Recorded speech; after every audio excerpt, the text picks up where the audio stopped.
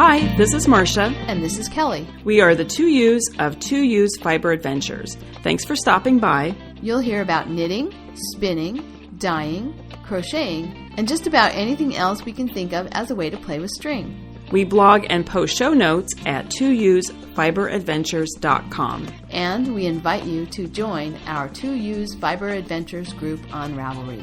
I'm 100 Projects. And I am Better in Motion. We're both on Instagram and Ravelry, and we look forward to meeting you there. Enjoy the episode. This is the sound of bobbins.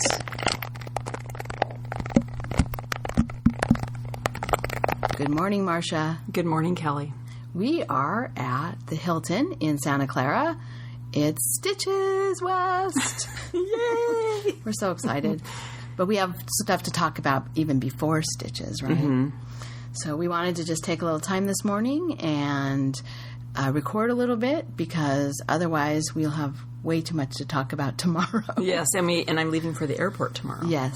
So, well, where should we start? Talk about your trip. Okay, so I I delayed my trip a little bit because I had a cold, so I ended up leaving on the 15th, right?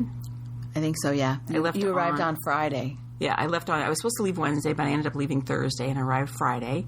And on the way down, though, I did stop at Youthful Fibers. Let me get the correct name. It's Youthful Fiber Farm and Mill in Halsey, Oregon. I stopped there and I bought a bag of roving.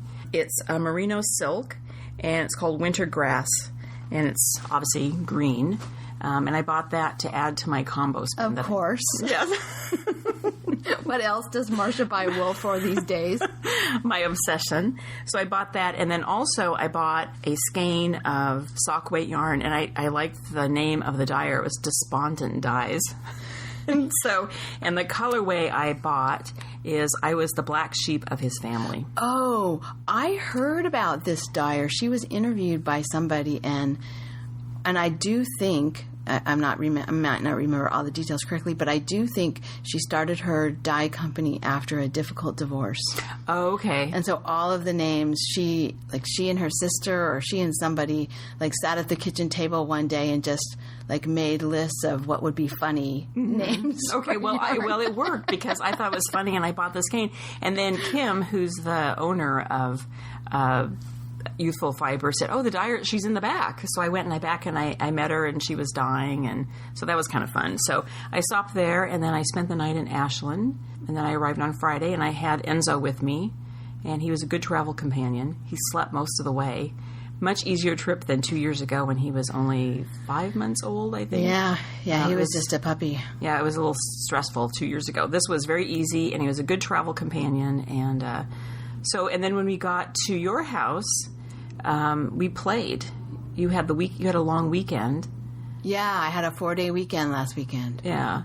So, and what we did, one of the big projects we did while I was down there is we dyed. Mm-hmm. And this is an interesting connection. I had bought wool at the wool auction in Monterey, at the Monterey County Fair, and remember we bought those 2 huge fleeces, right, and we split them in half. Right. And my half I had processed several years ago at Fantasy Fibers in Canby, Oregon, which incidentally Kim at Youthful Fiber, she bought all of the equipment from I think her name was Janelle, who owned Fantasy Fibers. Mm-hmm. So that's kind of interesting that connection. Yeah.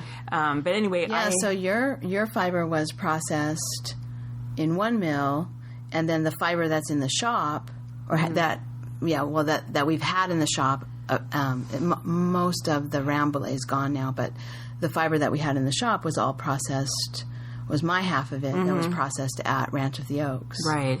And so what we did is, and I don't know where it is now, but we dyed 9 skeins, I think. And worsted to Aaron weight. Yeah. And that was a really fun process. And we did it 2 batches, and what did we do, Kelly? We figured out the percentages of dye that we wanted to use for the first batch, and we had to keep pretty good notes and measurements so we could recreate that for the second batch. And it worked really well. Yeah, it did. It's a beautiful teal color. Yeah. In fact, there's a little bit, the batch that Marcia had processed when we first started this sort of experiment of having fleeces processed, she had some of it processed into worsted weight and some of it processed into fingering weight. And the fingering weight, well, we don't have any fingering weight Rambouillet in our shop, but I'm anxious to get some more Rambouillet yarn because I would love to be able to put something like what you created for your sweater in the shop. It's gorgeous. It's really nice. In fact, what did you say, Marcia, this morning? There wasn't anything that you saw in the marketplace at Stitches that was prettier than what you made and have. Well, in defense of all the people and the vendors, I think what I said was, this is just as good as, just as yummy and delicious as the things that we're seeing at the marketplace. Yeah. And it was interesting too, after we dyed it and washed it, how it plumped. Yeah. And it really improved.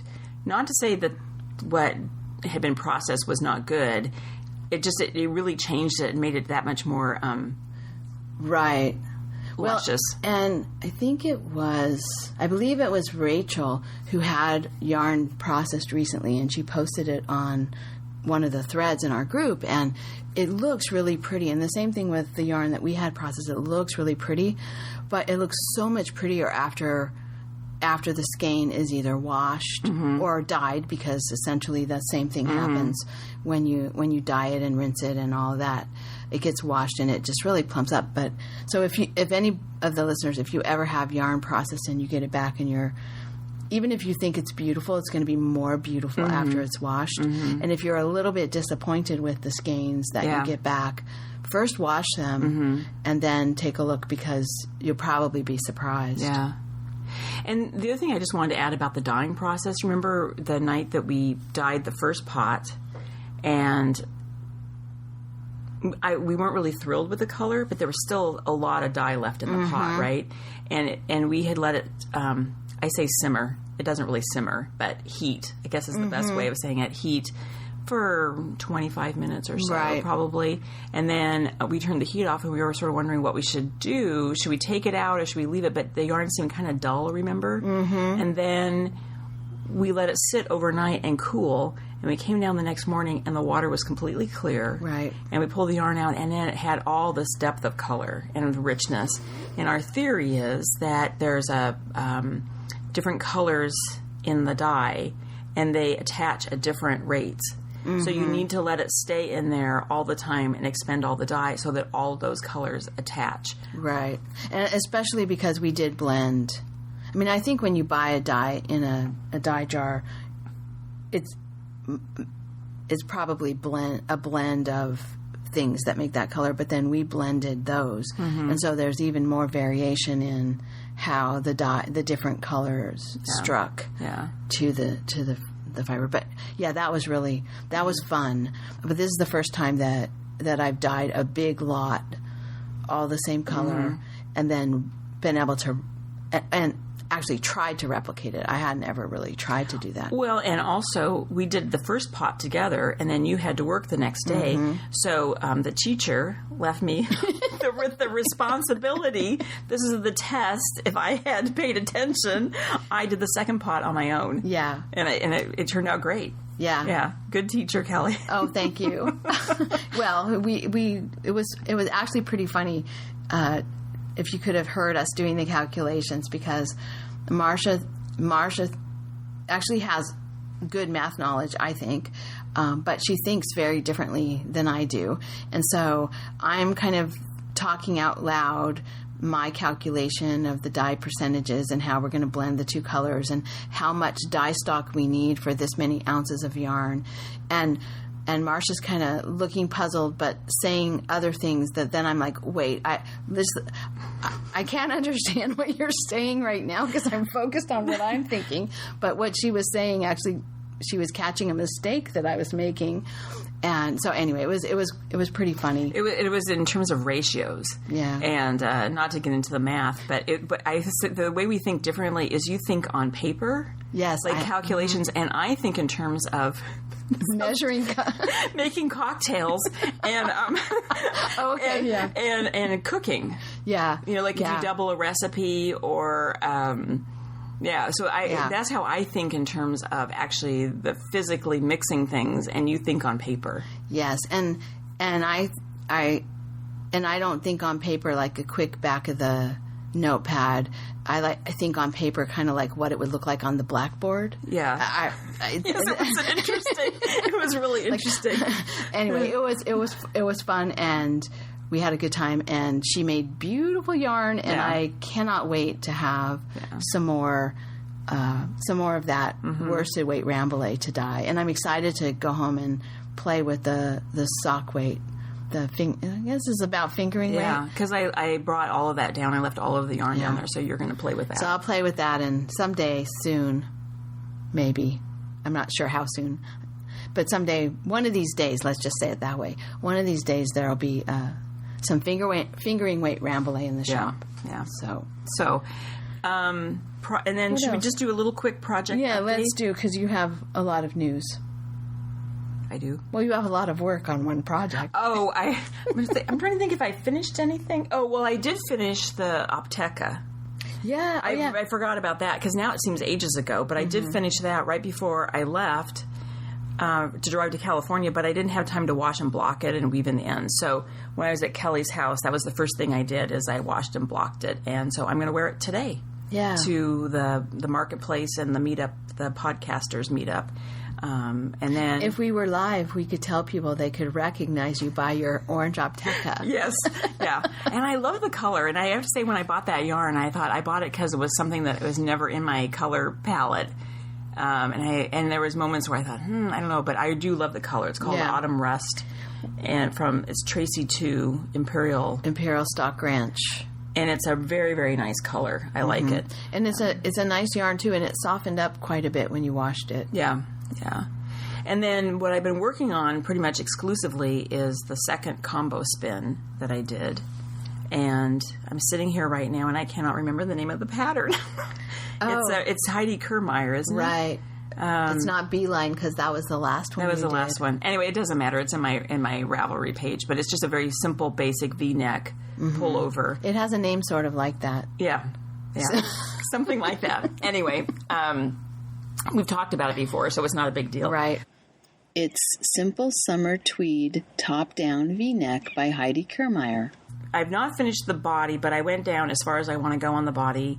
And then I'm now almost done with the first sleeve. And I'm going to put that on waste yarn, finish the second sleeve, put that on waste yarn before I do the ribbing. And I should say this pattern is just stockinette all the way to the end. So then like the hem of the body and the cuffs kind of roll back. And the same thing with the collar, which I don't want. So I am going to add ribbing. But I want to finish the second sleeve and then do the neckline, mostly to make sure I have enough yarn. Right. And I think that's the way I like to do it. So anyway, I'm going to finish this first sleeve, I think today, and then pick up the stitches for the second one. And it looks really nice. It's really pretty. I really like that there's silk in it, not just silk in the blends, but 100% silk. 100% silk, yeah. That got, put into some of the plies. And there really are little flecks or streaks of really shiny, kind of iridescent. It sounds like someone turned on a light bulb. Yeah, it's nice. Sections, yeah. It's really pretty. The different luster of the silk is nice mixed in with the wool in that way. And it's so interesting how the yarn changes when you knit, because when I was plying it, I thought, spinning the singles, I thought I had too much blue than I wanted. And then I plied it, and it felt like I had a little bit too much blue. Oh, it's not. It's here. I'm looking back at the bed, but it's not there. Oh, and it does have blue, but it's not as pronounced as I thought it was going to be. It's more the blue. It's more of a turquoise, and it's Actually, Marcia, the color combination of that is the classic color combination of all the stitches. that sort of rust and turquoise. Oh, in the marketplace? Yeah. Oh, yeah, you're right. Yeah. It's like the hot color this year is sort of rust and turquoise. And gray. Just, I mean, but it's, yeah, you didn't do it on purpose, but. Oh, yeah, I did. I'm a trendsetter. You nailed the trendy color of stitches this year. Anyway, so that's what I've been working on. All right. Yeah. So, and you? You've got lots to I finished the Indigo Frost so that I could wear it to stitches. So I also blocked over the days right before stitches, but I got my Indigo Frost done. I don't remember. I think last time I was planning to we talked about this. I was planning to just go all the way down with the green and not put any color work at the bottom. Mm-hmm. But I discovered that I wasn't actually going to have enough yarn to get the length that I wanted. And so that was good because I wanted to use all of the Sincere Sheep green. So I pulled back, ripped out. So much ripping with this Indigo Frost. Yes. But I ripped it back. It's fine. It's what happens. Partly it's what happens when you're designing something. I mean, I didn't do this design. Right? This is somebody else's design. Mm-hmm. I think it's Isabel Kramer's design. But I changed it from worsted to fingering. Mm-hmm. So there was some of my own kind of calculating, and then I had to see if it would work, and then if it did work, great, but if it didn't, I had to pull it back and recalculate. So there was that. You changed the neckline. I changed the neckline. Or the collar. The collar to have a slit in the middle, which meant that I had to pay attention to where the short rows were, because I first put the short rows on the front. If I hadn't done that, it wouldn't have mattered. Right, yeah. Right, there was no front and back until you do the short rows. Right. So that was, so some of it is issues with the changes that I was making to the pattern. So as I got down to the bottom and I wanted to make it long enough, I wanted to make it a little longer than the pattern. Again, I had to rip back. So I added a colorwork band to the bottom that is the same as the colorwork band on the top, except I did go up a needle size because I thought that I really didn't want it squishing in at the bottom. I didn't mind if it pulled in at the shoulders, but I did not want it to do that at the bottom. So the band on the bottom looks slightly bigger, which I think that's kind of a good design element. Proportionally, it works. Yeah. And then it still wasn't quite going to be long enough to put in the ribbing with the green, so I added some color work in the ribbing. Marcia and I talked about this quite a lot because I was concerned it was going to look like I ran out of yarn, but it doesn't. It doesn't. No, it looks really nice. We ended up coming up with a way of arranging the colors that it looks really intentional, and also it adds even more color work weight to the bottom, which I think is also good design. Not on purpose, but it turned out to be good design. Yeah. So, and remember my idea I had that ended up not working about binding off. You didn't want to bind off purlwise.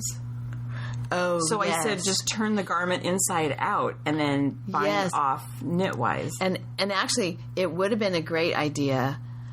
Except I can't remember why it wasn't working. Oh, it was because I was changing the color. Yeah, because I did the bind off in a contrast color, so I could use up all of the Sincere Sheep green. Right. I didn't have enough to bind off in the Sincere Sheep green, and I like that look of a little ridge of color. But when I was going to bind off in the Sincere Sheep green, it wasn't looking good on the front, the right side. I was binding off knitwise, and it wasn't looking good. Because, I just didn't like it. Because it was giving that crochet chain look along the right side. And so I said, I'm going to have to rip this bind off out and go back, and now I'm going to have to bind off purlwise, which I don't really like. And Marcia said, why don't you just turn it inside out and bind off knitwise on the wrong side? Brilliant. Except it would be brilliant if it was just all the same color. Yeah, if I had enough of the sincere sheep, it would have been brilliant. But then I discovered that I wasn't going to make it all the way around. Now, other people might think, okay, well, of course. But that was, for us, that was like, oh. Yeah, that was a revelation. Yeah. Next time I have to bind off purlwise because I want that look. I'm not. I'm going to turn my work around and I'm going to bind off the other direction. And you'll have a tiny little bit. You'll have a tiny little bit that's not connected. Right, but you could just go if you're doing something in the round, you'll have a tiny little bit that's not connected, but you just take your tail and stitch it up. Yeah. Stitch it up. So Marcia thought up a really, really good knitting tip for binding off purlwise. Don't ever do it. Just turn your work around. So I finished that. I'm wearing it today. And then yesterday, I started a new project. I have one full diamond motif of the Argyle socks done. Yes. From my class. I took a class with Harry Wells on Argyle socks, and it was really, really fun. Mm-hmm. I really liked it. I have 10 bobbins of color, and the sock is knit flat. The leg of the sock is knit flat, and then when you get to the heel, part, you join and do the heel. Well, then you do the heel flat on the back, and then you join it all in the round and do the foot.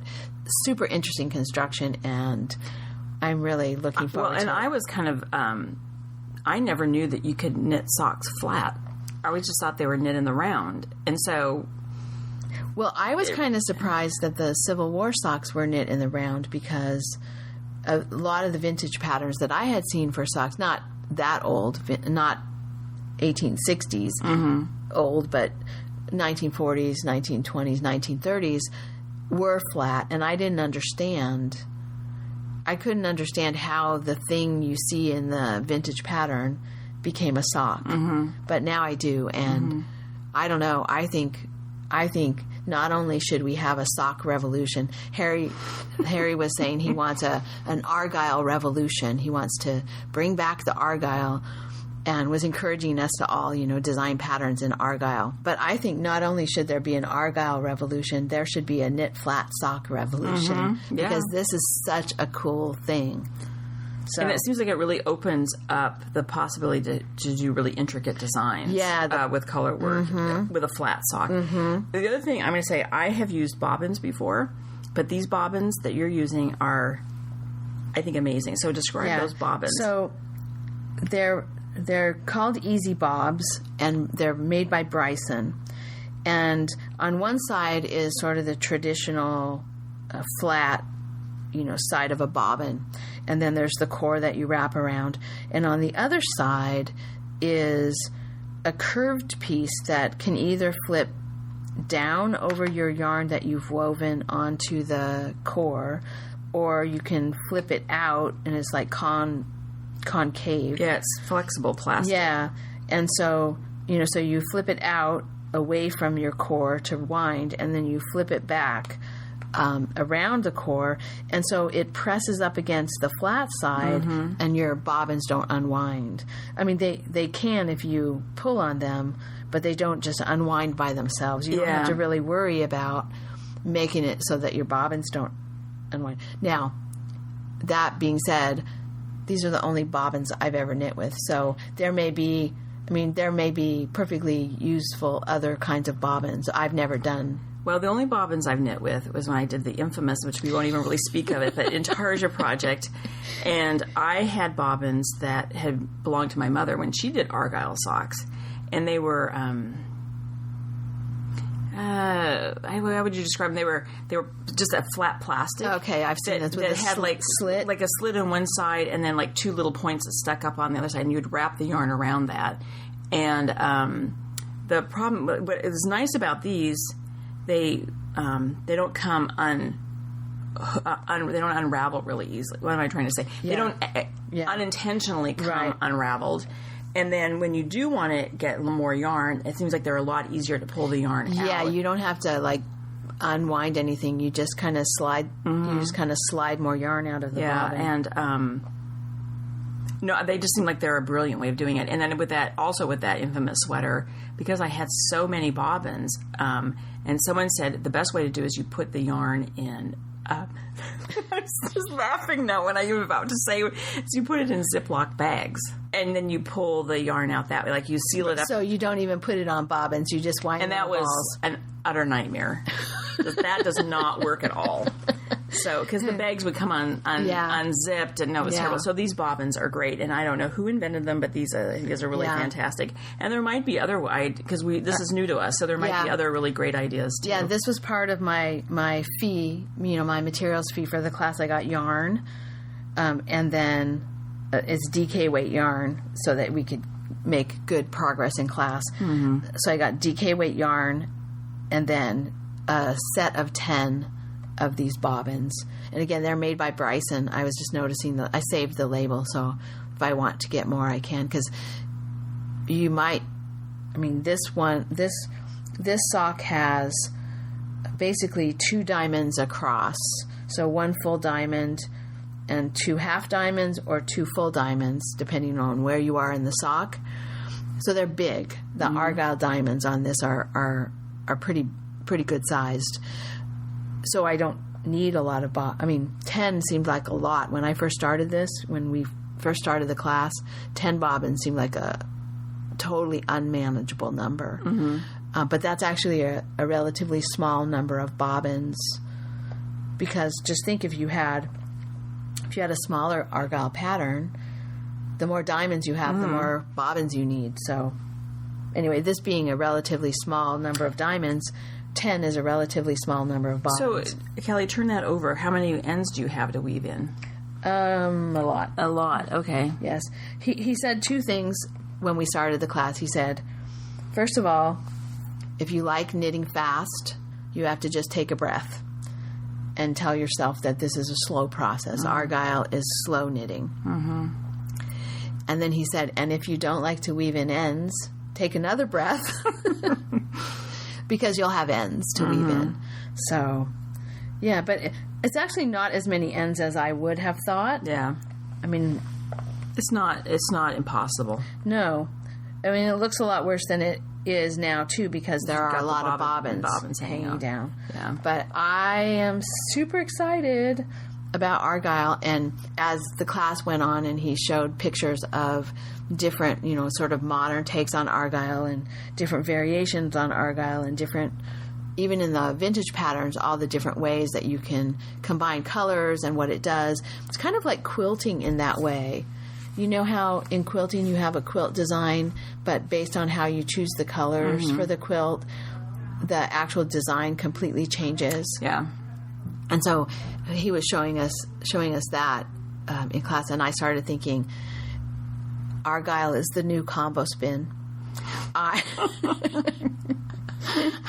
I could probably get as obsessed with Argyle as Marcia has been with combo spinning, because my mind was just like, oh, I could do this, and oh, I could try that, and ooh, these colors would be good. And looking at everybody in class, how they had chosen their colors, just gave me more and more ideas for what I can do next. And so, and I started thinking you could actually do, well, kind of like, I told you about the woman who made the horsehair baskets. And it was like, that was her for a period of, I don't know how many years. That was all she did was make these coil baskets out of horsehair, and everyone was different, and everyone led her to another thing. And my feeling was, wow, how could you just keep making the same thing over and over? And now you know. But I could be on an Argyle study for at least the next year and a half, and I don't think I would get tired of it. Well, and the cool thing too is he told you there's software too, like a free software program that you can do designing of Argyle. It's called Fiddle Stitch or Stitch Fiddle, and they have a free version and a paid version, and so I'm going to play with that because sometimes you have more ideas than you have time to actually check them out. But the good thing about the software is you could actually just like fantasy knit in your head by clicking. You wouldn't have to actually knit the pattern. Right. You could see what it's going to look like without actually knitting it. So I thought that would be fun. I'm really excited about Argyle now. Yeah. New obsession. Yeah, there's some Argyle, definitely some Argyle in my future. Well, so this sock is not the colors that Robert had asked me for, because this is just a DK weight kind of house sock. Mm-hmm. But I did think, well, I'll make this for Robert. I didn't know we were actually going to make a sock in class. I thought we'd just do a sample. But when we were selecting colors, I was able to get orange, black, gray, and cream. So I have the Argyle sock version of my Cracker Jack cowl. Mm-hmm. And so Robert will have some Giants color Argyle house socks in DK weight. And then the color that he asked me for in Argyle socks, pink and lime green. Yes. I have the green at home already. I have in my stash some lime green left over from another project, but I had to get pink.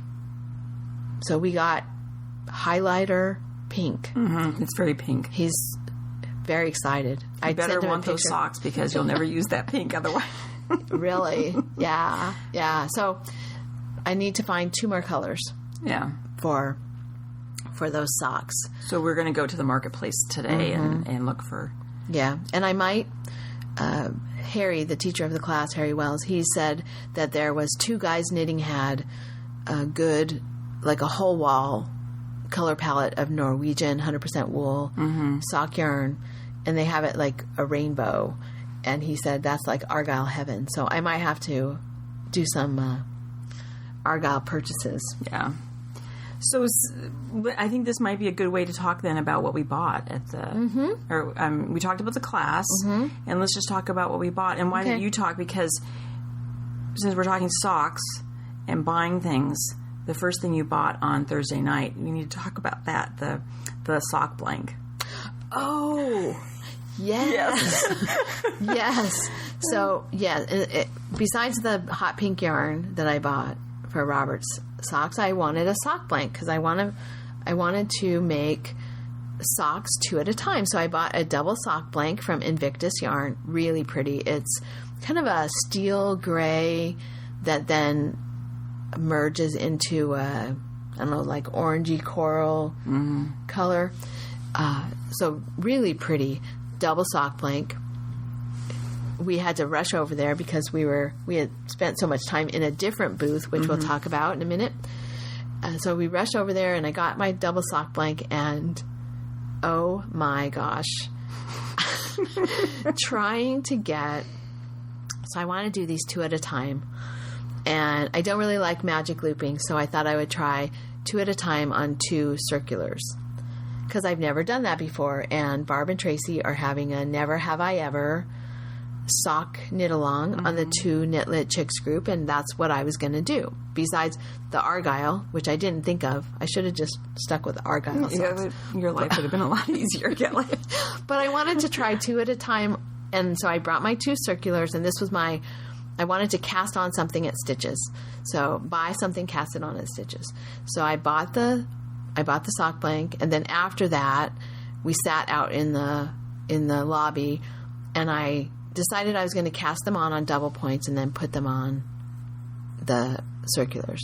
I cast those freaking things on 3 times? 3 times. The first time I cast them on, I put in an extra 4 stitches and forgot that on one of my needles it wasn't ending with purl. So my next needle shouldn't start with knit.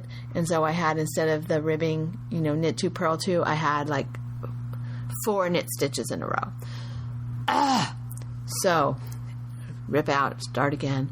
Finally, I decided, okay, this isn't working. I think it might have just been all the adrenaline, excitement of Stitches. I think that the adrenaline, it was late. Also, we were sitting in the lobby where it's very loud. There's all these people coming, we're talking to people.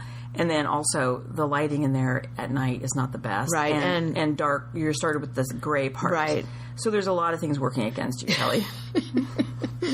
So then we came back to the room, and and I tried to put them on just by casting them onto the double points. I thought, okay, well, I'll just, or not the double points, the circular. So I'll just cast them on to the circulars like a magic loop, one on each one, and then I'll move them. Somehow I made the same mistake of 4 knit stitches all in a row. And I told Marcia, I'm going to bed. So then last night I started again, and the casting on went much better. But I'm going to have to put a picture in the show notes. I put them onto the needles. And so, first of all, the needles are not,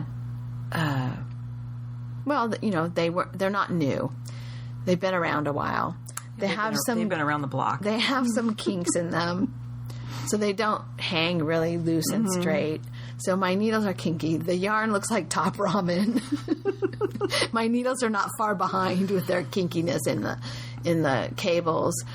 And then oh my gosh. But I did get them on, and I've got about 3 rows of ribbing. And I wasn't quite sure. I thought I knew how they had to be arranged. I was afraid I was going to have them arranged backwards, but I got them arranged properly, I think. And I have to say, in the middle of all this, we got laughing so hard last night about it, and then I got into bed, and I think maybe what I was thinking unconsciously is like, I can't deal with this. I'm going to go to sleep. So all I know is that this morning when I woke up, you had them on the correct way, and you had done the 3 rows. That happened after I fell asleep, and yeah, we were laughing so hard because here I am with ramen yarn hanging everywhere, needles hanging everywhere, this teeny little bit of knitting. Yeah, I'm going to do them this way. I'm not sure I will ever do. This may be it. There will have to be a huge improvement in the quality of not the quality of the knitting, but the quality of the knitting time to average out to be better than a regular sock. Because right now, a regular sock is much faster. Way better. Way better, yeah. But way more enjoyable. But it might average out. It might turn out that is there must be a reason why people are doing this all the time, so it is enjoyable. It's got to get to the point where it's going to be enjoyable. We'll see. Okay. Yeah. Yeah, but that's it's always fun to try. I like to try new things. And so I'll try it, and I may love it. I may say, okay, I tried that. Never have to do it again. Yeah, never ever. What's the thing? Never have I ever is the name of the. And it might turn in never will I ever. Yeah. We'll see how it goes. Well, let's see. So is that everything you got so far? The other thing I got, so my other plan is... Oh, yes. Yeah. I am going to make the most beautiful thing. I have to go to my queue here. So I am really intrigued by this blanket, and I think I might have talked about it. It's by the designer Bunny Muff, and also Mona Ate Pie is her Ravelry name, I think. Mona Zilla. So I heard about this designer on the Teaching Your Brain to Knit podcast with Margaret and Catherine. And Catherine knits a lot of patterns by Mona, Bunny Muff. And so I went and I was looking at something that they had described on their podcast, and I don't remember what it was, but as you do, I clicked around and I found a blanket called Such is the Quality of Bees. Gorgeous. Absolutely gorgeous. It's a colorwork blanket, and it has 2 rabbits, and then in the middle of the 2 rabbits is this bee and a lot of design, and then there's bees on each edge, and just a beautiful blanket pattern. And then I saw that someone else in the project pages had done it not as color work, where you had floats on the back, but with double knitting. Mm-hmm. So I have a dream of doing a double knit, doing this Such is the Quality of Bees blanket in double knit. But meanwhile, I thought I would do something a little bit more reasonable. Mm-hmm. And so I noticed that she had a pattern also for a pillow and a tea cozy. So I am going to make the pillow, and the pillow is called Clover, Bee, and Reverie, which comes from an Emily Dickinson poem. And so you kind of have to sing it to tune of Yellow Rose of Texas. Somebody told me that Okay, I'm staring blankly at you now. Someone told me that, I think it's Yellow Rose of Texas. There's some song that every single Emily Dickinson poem can be sung to that tune. Like the rhythms of it. Yeah. And it kind of ruins Emily Dickinson for you. Once you know that. But anyway, there's a Emily Dickinson poem. Clover, Bee, and Reverie is the title. And this pillow is the main bee and rabbit motif from the blanket. So is that motif on both sides of the pillow? Or Well, just one side? it's designed to be just on one side, Okay. but people have made the pillow with the bee on both sides. And then one of the test knitters, made the pillow with the bee really large on one side and then the bee with the rabbits. I think this is it. The bee with the rabbits on the other side. So I'm not sure I think I'll just do the bee on one side and then fabric on the other side. You know, I just sitting here thinking what you could do is, because you have equal amounts of yarn, but you're going to use different amounts is you just reverse it. Yeah. So have, your background on one side becomes the design on the other side. And depending on how much yarn it takes, I don't think I'll use all of both skeins, but I'm not sure that I'll have enough to do that. Yeah. I'll have to see. But I decided to make this, and I wanted to make it in kind of a gold, kind of antique-y gold, not yellowy gold. And then that was the background color that I wanted. So we stopped at Neighborhood Fiber Company first.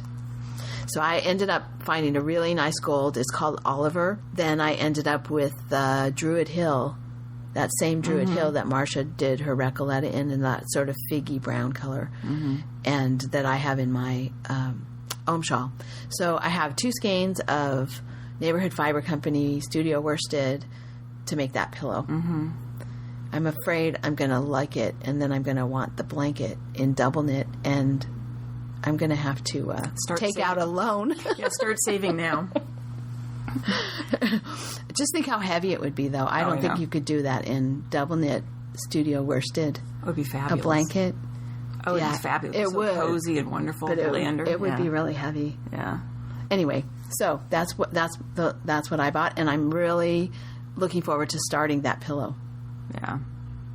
So, what did I get? So, Neighborhood Fiber Company. Yes. I did. I knew I wanted to get Neighborhood Fiber Company because there's a sweater I want to make, and it's called Harvest Moon by Heidi Kermeyer. And so I bought Neighborhood Fiber Company Studio worsted, and the colorway is Holland's Market. And it's kind of a faded denim, would you call it? Yeah, it's pretty. So I bought that. And it's funny because I went in there thinking I wanted red. Yeah, we looked at the reds. And which were beautiful, but then I saw this color and I just really liked it. So I think you'll get more wear out of the denim blue color. Yeah, I like it. So I bought that, and then when Kelly went over to get the sock blank at Invictus, I bought 2 skeins of sock weight. Ooh, this one's merino silk. And this one is merino nylon merino and nylon. And this colorway is Disguises. And I don't know what you would say that is. It's got gold and green and sort of an eggplant color. It's sort of Mardi Gras looking to me, or the Venice. Like think of the masks, the Venetian masks. It kind of reminds me of that. And then the other one is called Timid. And it's a green and a purple. Sort of eggplant purple. It's pretty. And the kind of a mossy green, I think. Anyway, they're really pretty. Do I need them? Absolutely not. But I thought the colors were so pretty. Yeah, they are pretty. They're really nice. So that's what I bought. And then I went over, I've been wanting a project bag, a large project bag from Front Range Bags, because I like their bags so much. But I have 2 of the smaller ones, which are great for shawls or a t-shirt. Yeah, or they're her regular size. Her regular size. Which, it's just not big enough for a full-size sweater to have all your yarn in like the a bag. worsted weight sweater. Yeah. And so I wanted one of the big bags. And so she had them. And last year she didn't have them, I don't think. So she calls them her chappy bags. Mm-hmm. But they're nice. So they're just like the smaller ones. I think the only difference is it has a strap that you can adjust. Well, and I think the filler that she uses, the padding that she uses, is also different because the smaller bags are nice and weighty. Mm-hmm. I mean, it's good because they don't flop around. Mm-hmm. They sit on the floor nicely.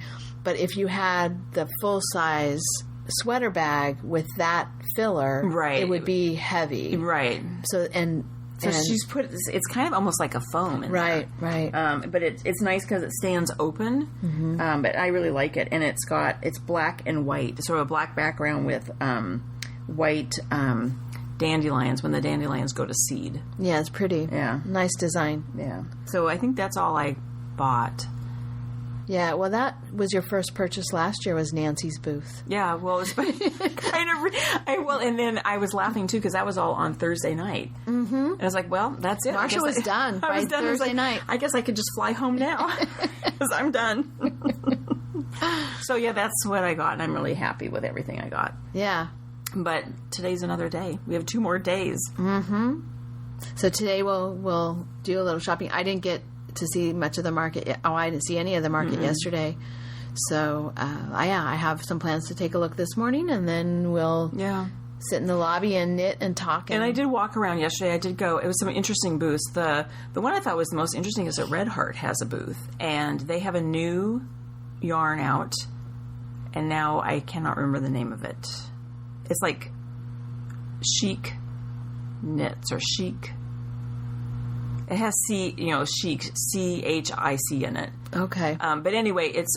I will insert the name with the miracle of podcasting. Yes.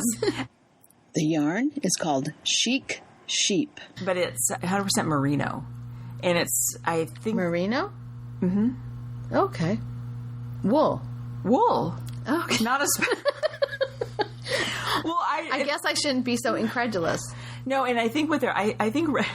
I'm sorry. I think there is a really a place for Red Heart. Mm-hmm. They often have acrylics, and I think there's a place for that. I think a lot of times, I think what they're trying to do is they're trying to tap into a market that's not buying Red Heart because they have mostly acrylics or blends, right? And so they've come up with this really. I think it's a very nice yarn, nice colors. I think, and it's $10 a skein. And I think the yardage is about 200, slightly under 200, I think. So I think it's a pretty good value, and it seems like it's a really nice yarn. And they had, you could play with the yarn. They had crochet hooks and needles, so you could play with it. And I think it's pretty nice. And interesting. Yeah, that was interesting. And then the other booth, we were talking about dyeing earlier, and today I want to go back to Abundant Earth Fibers. I think that's the correct name, because someone told me that they actually have. They're like tea bags of dye, and they're called tinctures. And I want to buy some of that and try dyeing with that. Apparently you just put that bag in, I guess, your water. I'll learn more about it. So I shouldn't really speak about it till I go talk to her about it. So I want to go check that out. And also support them because word is that their trailer was stolen in Stockton as they spent the night in Stockton. Yeah. And so I want to go support them because that's a really... That's horrible thing. Yeah, all their stock that they were bringing down to the show was stolen. Yeah, I can't even imagine. So I want to go support the booth. All right, is that it? So let's take a break. Let's take a break. We have to go eat. Yes, because we're not eating yet today, and we need to go shop. That's right. We need to fortify for shopping. All right, so we'll talk more. Okay, later. Bye. Good morning. We're back. Good morning. It's early morning. Yes. Early Sunday morning. Well, not quite that early. Well, early for us because we had a late night. Yeah, we're having a good time here. Mm-hmm. We got to talk with a lot of people yesterday. It was the meetup in the lobby. And actually, we weren't even there yet, and we ran into Teresa, a knitting companion, who had on a beautiful shawl that I kind of recognized. Yes. Well, first of all, let me just say it was really funny because we were walking out from the marketplace. I think we were going to go... Oh, we were going... Where were we going? We were going over to the lobby. I think so. Yeah. Anyway, all of a sudden, this person just yells, "The two U's!" That was exciting to be recognized. Yeah. I had met Teresa already in Lambtown, but Marcia hadn't met her, and she was there with her daughter. And when her daughter got picked up, she was going to be coming over to the meetup. But her shawl, was so pretty, and the reason I recognized it was that it is an Ohm shawl with heavy modifications. Yes. So we had quite a conversation about the math involved in making the heavy modifications. But So originally the Ohm shawl is worsted weight with four colors. 4 colors. And she made hers out of fingering weight with, I believe, 7 colors. Yeah. And it really is. It's gorgeous. very pretty. I asked her to share it with the Ravelry group, so you can go take a look at it. If you're on the Ravelry threads, you can go look at the shared projects. Really pretty. She repeated the texture motif, I think, a couple of times, and then anyway, I am a big fan of modifying patterns now that I've done it, and seeing hers is pretty amazing to see how it came out. So great job, Teresa. We really liked it. And then the other listener that we met was Aurora Rose Creates, Alyssa. And she was there with her friend Pamela and came over and introduced herself. And she and I had conversations back and forth on Instagram, but it's always fun to put faces with names.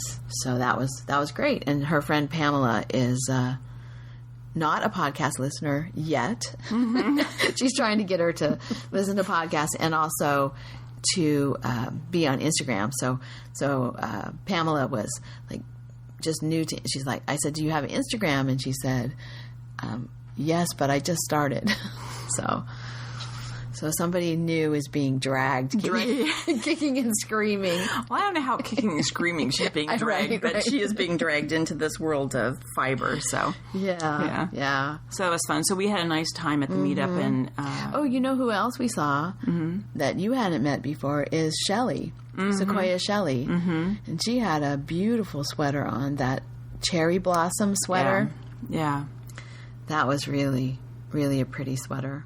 I like that pattern. I've seen that before. I can't remember who the designer is, but I've looked at that cherry blossom sweater a few times. And it's gorgeous. The cherry blossoms are gorgeous, but then the neckline and the band, and it has like flecks of another color in it. Like I don't know how she I think it was slip stitch in garter. Or something. So it was really attractive. So like if you slip with the yarn in front and I'm just guessing, but let's say you slip with the yarn in front, and the yarn in front is white, and the slip stitches the turquoise. That was her sweater. Then you'd get those little flecks of white, sort of like my dishcloth. Dishcloth, linen stitch, kind of. I mean, linen stitch does the same thing. But it was nice to see her, and for Marcia to have a chance to meet her. So So we just it was really fun at the meetup, just talking to people and people that we've known for a while now. And we stayed there till 9. Yeah, we got there at 1. Camped out. Camped out and had dinner, and it was fun. It was really nice. So anyway. It wasn't quite as busy in the lobby this year as it has been in previous years. It was almost like night before last was Friday night was busier in the lobby than Saturday night.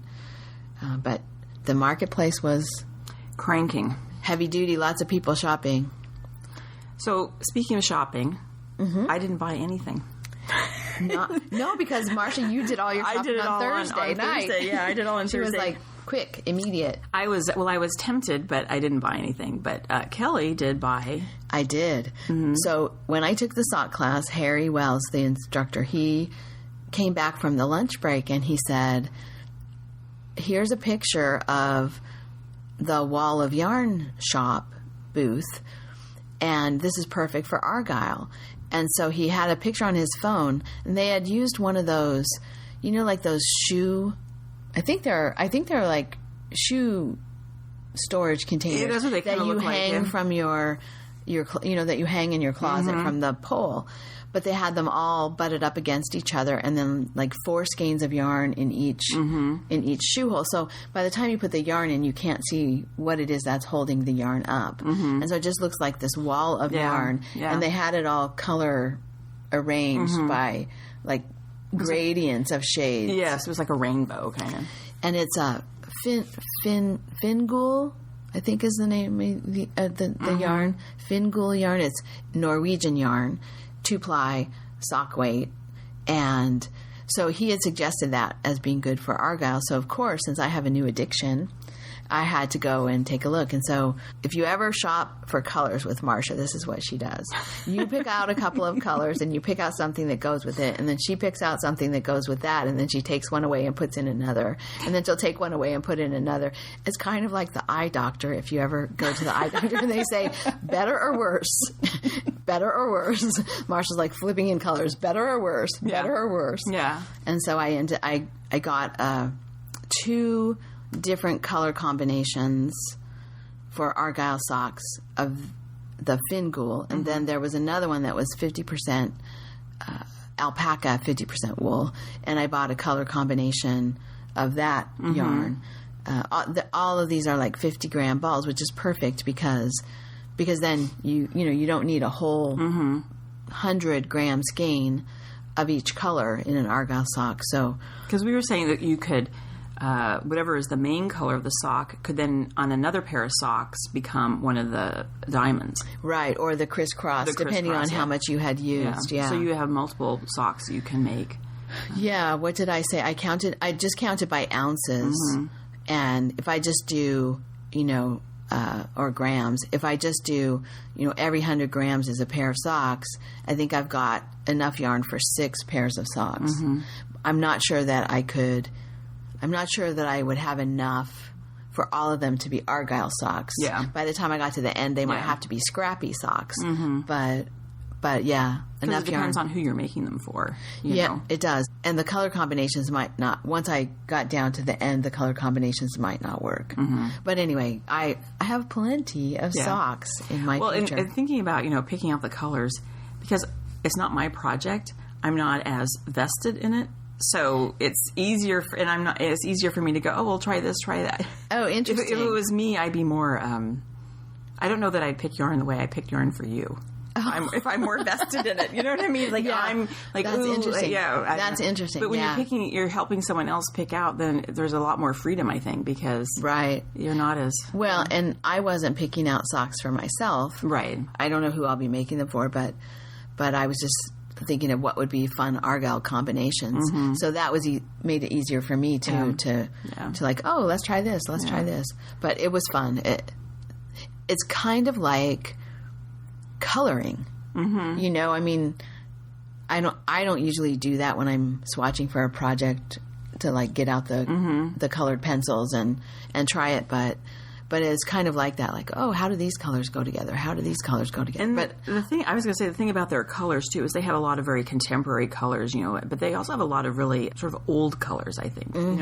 Like Argyle socks are sort of an old style of sock, and then they had a lot of old colors, I thought, that were right. That's not a negative. That's like sort of retro style colors. Right. Yeah. Well, and even though they're an old style of sock with kind of old colors, way more daring than most men. When you look at the men's sock patterns and you see what colors, the pictures are in black and white in those old vintage patterns. But then when you look at the color combinations, like that was way more daring than what most men wear now. Although I guess now there's a trend now to have these bright socks now. Yeah. So I guess that's why Robert wants the pink and lime green. So the other thing I got, thinking of Robert's socks, is at Western Sky Knits, they had a basket of $15 sock yarn, which is a great bargain. And there was one that is, truly ultraviolet is the color, the Pantone color of the year, I think, coming up. This is truly ultraviolet.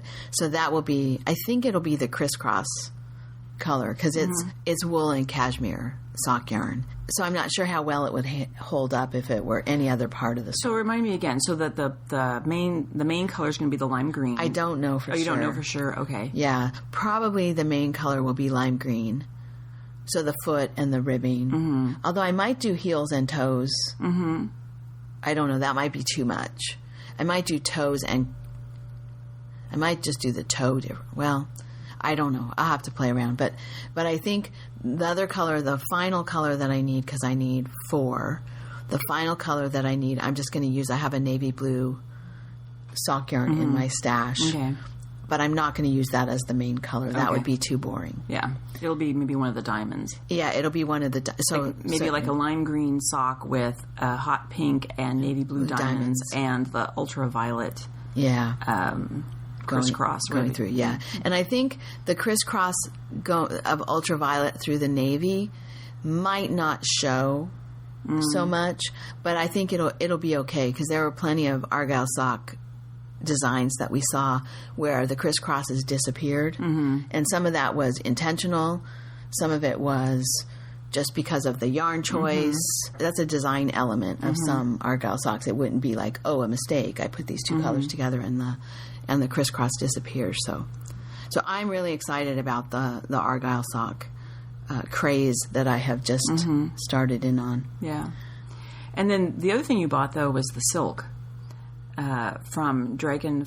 Oh! no, not Dragon. Was it Dragon? Yeah, Dragonfly Fibers. So I love my Havana tee so much, and I wear it a lot, that I thought I would like another sweater quantity of the silk, the Dragonfly Dance Rustic Silk. And I might make the Havana again, I'm not sure. I could have gotten that sweater out of just 2 skeins because their skeins are 450 yards, and I had quite a bit left from the Havana that I made.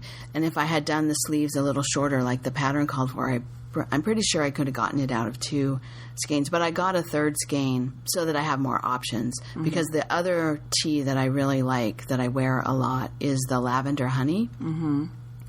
And the yarn I knitted in first was a cotton, and it's a little heavy. Just, cotton is a heavier weight wise. It feels heavy when you wear it.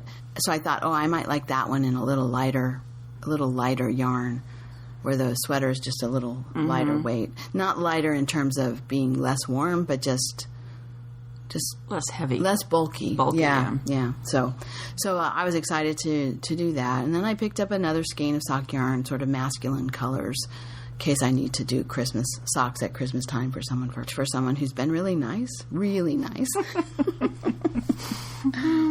So yeah, we had a great time. Yeah, and we have one more day. I don't have anything that I'm looking for today. Well, I'm going to go back and look at the glass buttons. There's a woman that has glass buttons, that booth. Oh, Now I put the card away, so I can't remember the name. Oh, yeah. I will insert it. With the miracle of podcast editing. It was Patty Lakin-Smith glass. I will insert But she had the name. really interesting glass buttons that she had made, and so I'm going to go back and look at those. And then also there was a booth that had abalone. Oh, right. That too. Yeah. So I'm going to bring one of my... I should say my yarn is going back with Kelly. The bulk of my yarn... Well, the yarn that I dyed is going back to Kelly's house. So when I come back down in April, I'll drive it home. I have a bit too much to get on the plane. Well, I can get the stuff I bought here on the plane, but the stuff that I dyed, I can't get on the plane. Yeah. So, and honestly, I won't have time to do anything with it anyway. So it can just wait till April. So that's not that far away, really. No. Anything else we need to talk about? I did want to say one thing. Marcia and I have talked a lot about... Did we talk about Abundant Earth yesterday? We touched on it. I was going to go back to the booth. Okay. Yeah, so and did we talk? We talked about what had happened to them. And, and she was really... We went and talked to Lydia, right? Lydia, and they had no product in their booth at all other than a sample of their tincture that they do. And so we talked to her about that and got information to order it online, and she was encouraging people to go online and order product or sign up for the newsletter, any way to help. She had a very good attitude about this. I think it was really, obviously it was really hard. Yes. she said the first couple of days were very difficult for her, and then by the end, she was hoping there would be 2 possible outcomes. Right. And the first was that someone would open up the trailer, see what was in it, and then just go abandon it someplace, and they would recover the trailer with all of her product. The other scenario is that someone would open up the trailer, see what was in there, and say, oh my gosh, this is beautiful. I think I'm going to learn to knit. And then she was laughing that it would be turning a crime into a craft. That's right, yes. It would turn them away from their life of crime. Crime into a life of craft, yeah. So she was very positive about the whole thing. But it really is kind of heartbreaking to think and what happened. Again, I think we mentioned it's for a small business to lose what you would lose, having paid to come to Stitches and all of that. So if any of you are at all interested in Abundant Earth fiber products, whether it's their dye tinctures or she has a dye jar and a method for dyeing that just involves heating water in a kettle on the stove, and so your only dyeing equipment is the jar, and the only dedicated dyeing equipment that you need is this jar. And so if anybody was interested in using acid dyes but didn't want to have to invest in dye pots and spoons and all of the just all the kitchen things that you use for dyeing that have to be just for dyeing. And you can also buy it too. You can buy the jar and a skein of yarn, or 2 skeins of yarn, and the dyes, or you can buy just the dye, or you can buy just the jar and the dye. I mean, there's all the different combinations. So if you go to the website, you can.